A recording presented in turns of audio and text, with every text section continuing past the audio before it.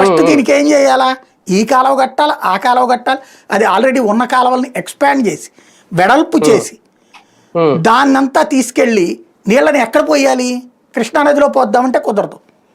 ఎందుకని, మళ్ళీ ఈ రూట్లోకి వెళ్తుంది.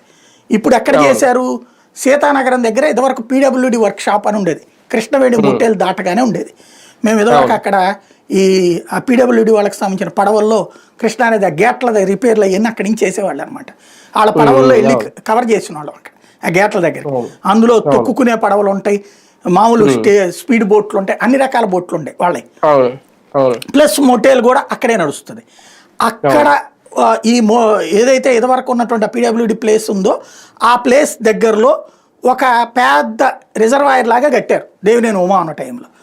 ఈ కొండవీటి వాగు వాటర్ అంతా అక్కడికి వస్తే అక్కడి నుంచి లిఫ్ట్ ద్వారా ఎత్తి కృష్ణానదిలో పోసే కాన్సెప్ట్ పెట్టారు. అప్పుడు ఎత్తి కృష్ణానదిలో పోస్తారనమాట. అయితే అక్కడ దాకా రావాలంటే ఊరంతా తిరిగి వచ్చినట్టు అమరావతి అంతా. అమరావతిలో ఈ కొండవీటి వాగు ఇంపాక్ట్ 11 గ్రామాల మీద ఉంటుందనేది అక్కడున్న చిన్న పిల్లలతో సహా తెలిసి, ఎందుకంటే ప్రతి ఏడాది చూస్తారు కాబట్టి. ఏడాదికి ఒకసారి వచ్చినవి ఉన్నాయి, 2 సార్లు వచ్చింది, 3 సార్లు వచ్చింది ఉంది వరద. వర్షాకాలం వచ్చిందంటే ఆ వరదని చూడటం వాళ్ళకి సహజం. ఎందుకు ఇప్పుడున్న న్యాయమూర్తులు చూడలేదా మొన్న వరదప్పుడు అక్కడ సెలవేమంటే నేను ఇవ్వనని చెప్పి న్యాయమూర్తి గారు అడ్డం తిరగలేదా? ఓవరాల్గా ఆ నీళ్లలో నుంచి వీళ్ళందరూ వెళ్ళింది